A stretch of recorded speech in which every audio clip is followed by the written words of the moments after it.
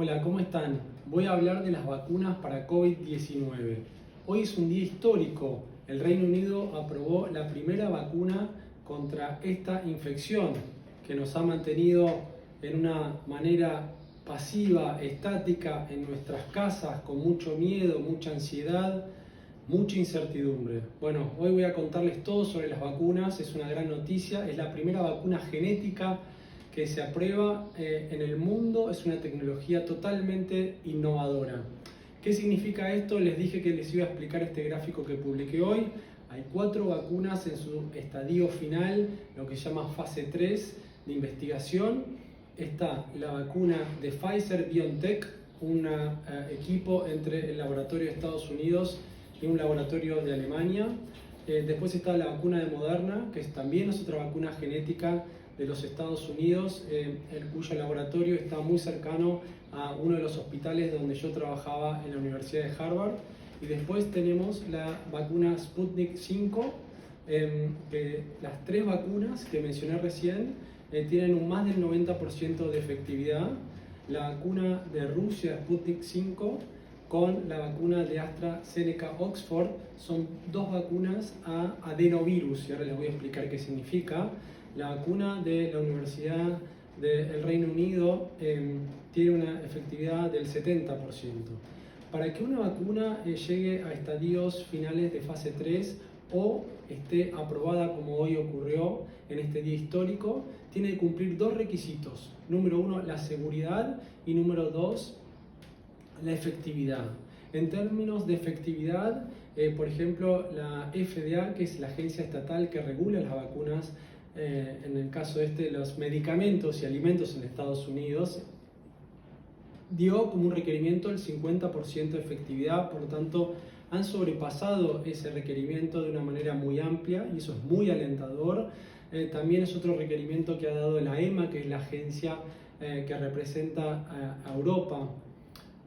¿Qué significa esto? Quiero explicarles cuáles son las diferencias entre las vacunas genéticas y las vacunas a base de adenovirus.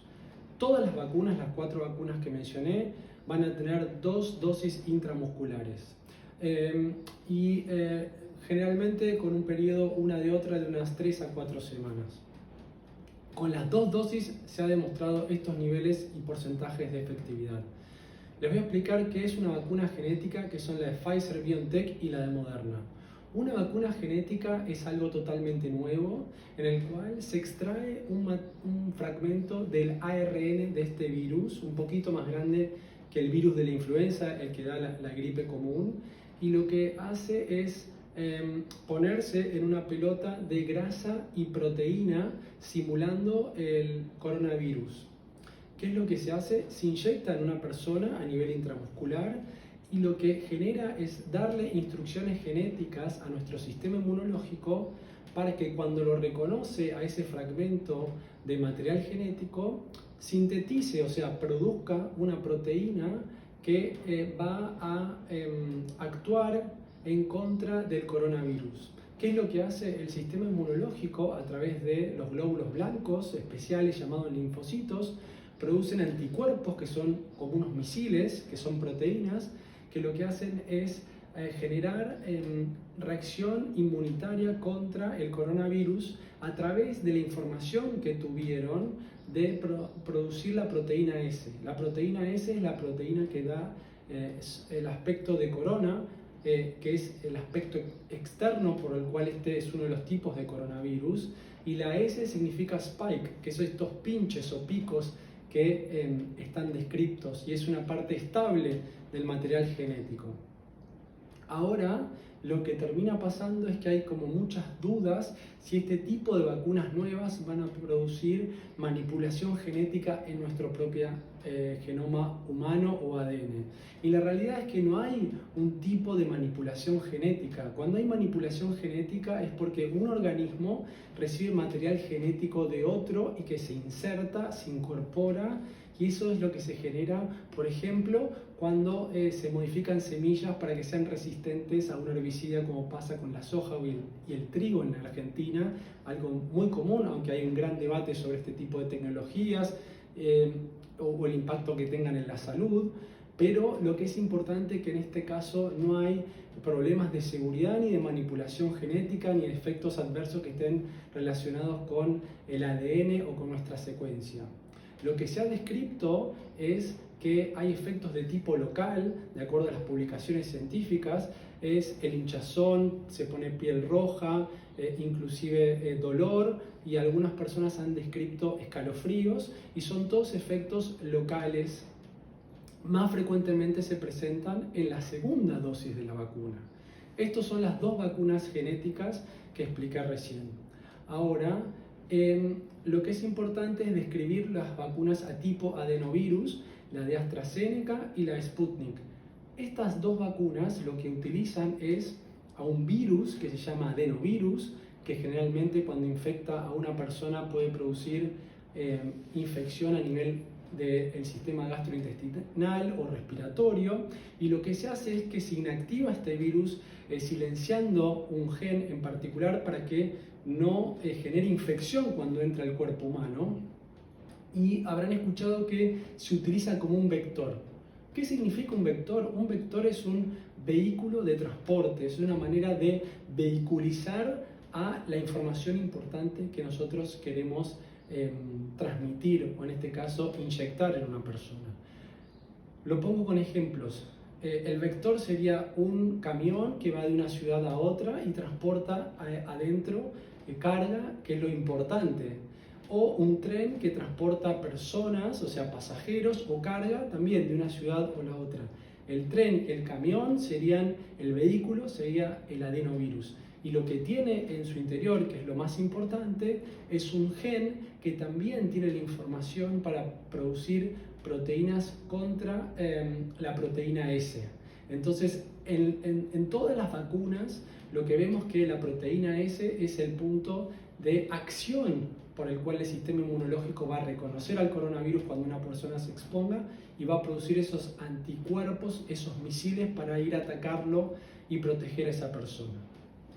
En cuanto a los efectos adversos, la información que salió en el mes de octubre es que la vacuna de AstraZeneca y de la Universidad de Oxford tuvo una pausa a nivel mundial por una reacción adversa muy importante que se llama mielitis transversa. ¿Qué significa eso? Que el sistema inmunológico fue y atacó a la mielina, que es el aislante de los nervios en el cuerpo humano. Si ponemos un ejemplo de todos los días, un cable con el aislante, que sería el plástico externo, es lo mismo que un nervio. En el caso de eso, si uno destruye el aislante, o sea, el plástico que cubre al cable, se va a producir un cortocircuito y va a explotar algún artefacto, o se va a generar un incendio y va a generar un caos. Bueno, en este caso en particular, lo que pasó con esta vacuna fue que el sistema inmunológico destruyó el aislante de los nervios, que es la mielina, alterando la conducción nerviosa, que es un tema grave, generando dolor, alteraciones de la sensibilidad e inclusive la potencialidad de desarrollar efectos de disfunción en órganos como la vejiga o el aparato gastrointestinal, entre muchísimas otras cosas.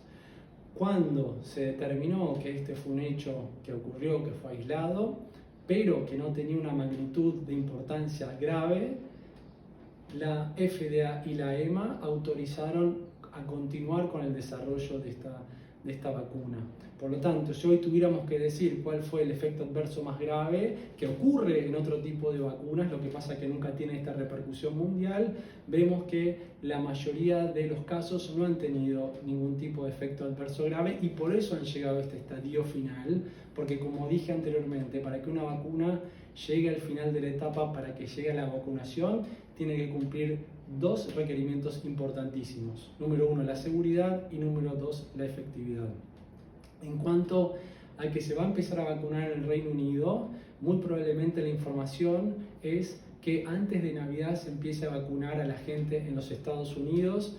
Así que es muy importante la noticia de hoy, y como yo dije en otras oportunidades, muy probablemente tengamos la posibilidad de que los argentinos recibamos la vacuna en el primer semestre del año 2021, así como también es lo que va a ocurrir en otros países de Latinoamérica y en el resto del mundo. Por lo tanto, este es el mensaje, es una muy buena noticia después de tantos meses de aislamiento, de distanciamiento social, de falta de besos, de falta de abrazos. Estamos muy cercanos a poder reaparecer como comunidad, como sociedad. Así que les agradezco muchísimo a todos. Si tienen dudas, si tienen consultas, por supuesto escriban abajo en los comentarios y voy a hacer como siempre todo lo máximo posible para contestar. Espero que esta información haya sido útil y me da un gran placer poder compartir esta noticia y esta información con todos ustedes. Muchísimas gracias.